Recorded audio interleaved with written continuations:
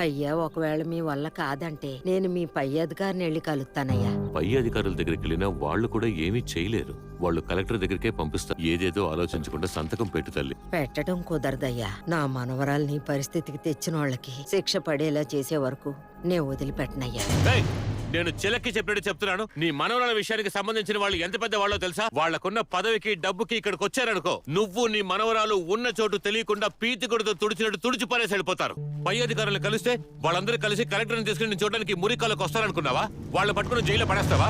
వాళ్ళకి శిక్ష పడేలా చేస్తావా? ఇలా చూడు ముసలి, 5 తరాలకి కొండల్లోనూ పుట్టల్లోనూ పనిచేసిన ఇంత డబ్బును నువ్వు చూడలేవు. ఏంటి ఆ చూపు? మర్యాదగా తీసుకుని ఓ సంతకం పెట్టిపో. సచ్చినా నేను పెట్టనయ్యా. ఇది చచ్చేలోగా పెడతావు కదా. సంతకం పెట్టు. చచ్చిపోతుంది. సంతకం బయటికి పోరా.